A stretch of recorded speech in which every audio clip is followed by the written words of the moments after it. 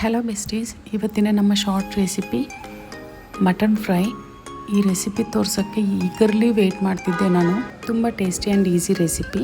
First ಇದಕ್ಕೆ ಬೇಕಾಗಿರೋದು layered ಕಡಾಯಿ, ದಪ್ಪ ಇರೋ ಕಡಾಯಿ ಬೇಕು. ಫಸ್ಟ್ 1 kg ಮಟನ್ ವಾಶ್ ಮಾಡಿ ಅದರಲ್ಲಿ 1 ಸ್ಪೂನ್ ಖಾರ ಪುಡಿ, ಸ್ವಲ್ಪ ಉಪ್ಪು, ಹಾಗೆ 1/4 ಸ್ಪೂನಷ್ಟು ಅರಿಶಿನ ಪುಡಿ ಹಾಕಿ 2 ಸ್ಪೂನು ಆಯಿಲ್ ಹಾಕಿ ಚೆನ್ನಾಗಿ ಮ್ಯಾರಿನೇಟ್ ಮಾಡ್ತಾರೆ. ಮುಂಚೆನೇ ಮ್ಯಾರಿನೇಟ್ ಮಾಡಿದರೆ ಹಸಿ ಸ್ಮೆಲ್ ಇರಲ್ಲ.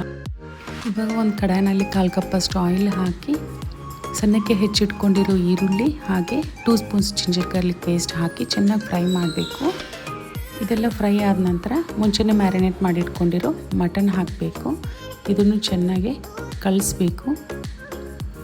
ಆನಿಯನ್ ಮತ್ತು ಆಯಿಲೆಲ್ಲ ಮಿಕ್ಸ್ ಆಗೋ ಥರ ಚೆನ್ನಾಗಿ ಕಳಿಸಿ 10 ಮಿನಿಟ್ಸ್ ಲೋ ಟು ಮೀಡಿಯಮ್ ಫ್ಲೇಮಲ್ಲಿ ಕುಕ್ ಆಗಬೇಕು.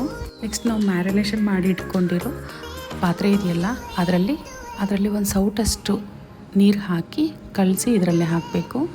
ಈಗ ಆಗುವಾಗ ನಾವು ಮಸಾಲೆ ಪೌಡ್ರ್ ರೆಡಿ ಮಾಡ್ಕೊಳ್ಳೋಣ. 1/4 ಚಿಪ್ಪಷ್ಟು ಒಣಕೊಬ್ಬರಿ ತೊಗೊಂಡು ಅದರಲ್ಲಿ 4 ಲವಂಗ ಮತ್ತು 1 ಇಂಚಷ್ಟು ಚಕ್ಕೆ ಹಾಕಿ 1 ಸ್ಪೂನ್ ಗಸಗಸೆ ಹಾಕಿ ಪೌಡ್ರ್ ಮಾಡ್ಕೋಬೇಕು. ಫೈನ್ ಪೌಡ್ರ್ ಮಾಡಬೇಕು, ಸಪ್ರೇಟ್ ತೆಗೆದಿಟ್ಕೊಳ್ಳಿ. ನೆಕ್ಸ್ಟ್ ಸಣ್ಣಕ್ಕೆ ಹೆಚ್ಚಿಟ್ಕೊಂಡಿರೋ 1 ಕಟ್ಟಷ್ಟು ಕೊತ್ತಂಬರಿ ಹಾಕಬೇಕು. ಇದೇ ಥರ ಮಧ್ಯದಲ್ಲಿ ಲಿಡ್ ಕ್ಲೋಸ್ ಮಾಡಿ ಓಪನ್ ಮಾಡಿ ನೋಡ್ತಾ ಇರಬೇಕು. ಫುಲ್ಲಿ ಕುಕ್ ಆಗಬೇಕು ಮಟನ್. ಇದೆಲ್ಲ ನಾವು ಕುಕ್ ಮಾಡುವಾಗ ಲಿಡ್ ಕ್ಲೋಸ್ ಮಾಡಿ ಲೋ ಟು ಮೀಡಿಯಮ್ ಫ್ಲೇಮ್ ಹಾಕಿದರೆ ಸಾಕು. ಇದರಲ್ಲಿ ಮಟನಲ್ಲಿರೋ ನೀರೇ ಬಂದು ಅದರಲ್ಲೇ ಕುಕ್ ಆಗಿಬಿಡುತ್ತೆ. ತುಂಬ ನೀರಿದೆ ಅಂತ ಅಂದ್ಕೋಬೇಡಿ.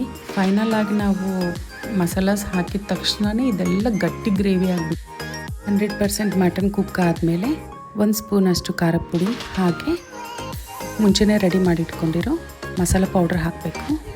ನೀರೇನಾದರೂ ಇದರಲ್ಲಿ ಜಾಸ್ತಿ ಇದ್ರೂ ಮಸಾಲೆ ಹಾಕಿದ ತಕ್ಷಣ ಆ ಥರ ಗ್ರೇವಿ ಆಗುತ್ತೆ. ಒಂದು 2 ನಿಮಿಷ ಲೋ ಫ್ಲೇಮಲ್ಲಿ ಇಟ್ಟರೆ ಆಯಿಲ್ ಎಲ್ಲ ಸಪ್ರೇಟ್ ಆಗುತ್ತೆ. ಅವಾಗ ಪರ್ಫೆಕ್ಟ್ ಕುಕ್ ಆಗಿದೆ ಅಂತ. ಸ್ವಲ್ಪ 45 ಮಿನಿಟ್ಸ್ ಅಷ್ಟು ಟೈಮ್ ಬೇಕಿದ್ದಕ್ಕೆ. ಈ ಕನ್ಸಿಸ್ಟೆನ್ಸಿಗೆ ಆಫ್ ಮಾಡಿಕೊಂಡು ಸರ್ವ್ ಮಾಡ್ಕೊಳ್ಳಿ ಅಷ್ಟೇ.